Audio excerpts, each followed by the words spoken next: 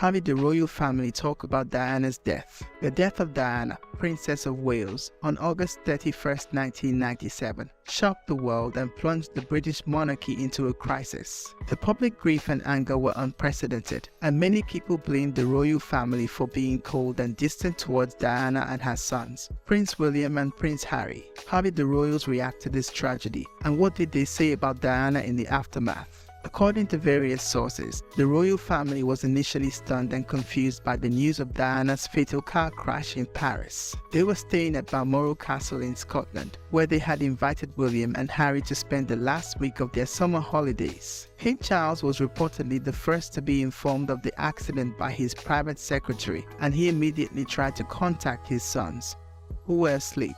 He then woke up Queen Elizabeth II and Prince Philip, who were also in shock and disbelief. The king decided to fly to Paris to bring Diana's body back to Britain, accompanied by her sisters, Lady Sarah McCorquodale and Lady Jane Fellows. He also arranged for a private jet to take Diana's former husband, Prince Charles Spencer, from South Africa to Paris. The king was visibly distraught and emotional when he arrived at the hospital where Diana had died. He later said that he felt utterly devastated by her loss. Meanwhile, the Queen and Prince Philip stayed at Balmoral with William and Harry, who were woken up by their father's phone call. The Queen reportedly wanted to protect her grandsons from the media frenzy and the public mourning that erupted in London and around the world. She also wanted to give them time and space to grieve privately, away from the cameras and the crowds. She later said that she felt a huge void in her life after Diana's death.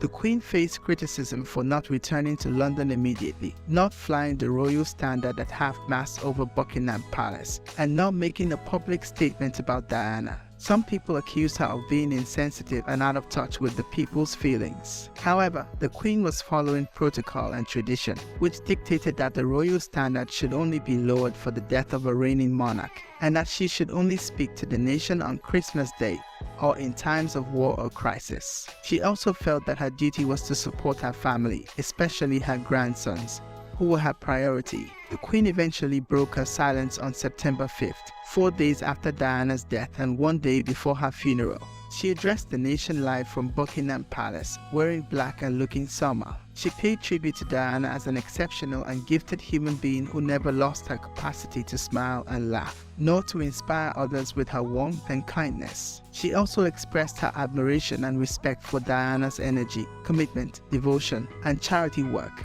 She said that she shared in the people's determination to cherish Diana's memory and thanked them for their acts of kindness and comfort. She ended her speech by saying that she hoped that everyone would join in expressing their grief at Diana's loss and gratitude for her life. The Queen's speech was well received by the public, who appreciated her sincerity and emotion. Many people felt that she had finally acknowledged Diana's importance and contribution to the country and the world. The speech also helped to ease some of the tension and resentment that had built up between the monarchy and the people in the wake of Diana's death. The funeral of Diana took place on September 6th at Westminster Abbey. It was watched by an estimated 2.5 billion people worldwide. The royal family attended the service, along with many dignitaries, celebrities, friends, and relatives of Diana. The most poignant moment was when William and Harry walked behind their mother's coffin, accompanied by their father, their grandfather, and their Uncle Charles Spencer. The princess showed remarkable courage and composure as they faced the huge crowds that lined the streets of London. The funeral was a mix of traditional and modern elements, reflecting Diana's personality and preferences. There were hymns, prayers, readings, music, flowers, candles, flags, and tributes. There was also a controversial eulogy by Charles Spencer, who criticized the media for hounding Diana throughout her life and implied that the royal family had failed to appreciate and protect her.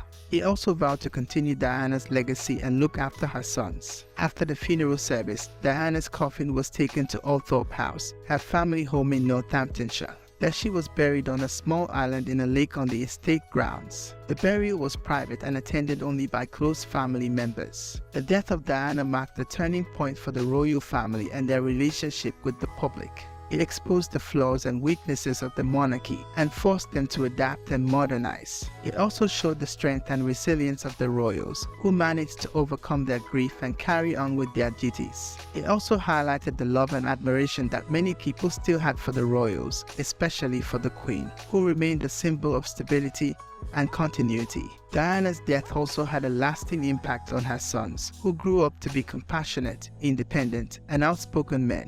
They followed in their mother's footsteps by championing various causes and charities, and by being open about their emotions and struggles. They also honored her memory by keeping her spirit alive in their own families and children.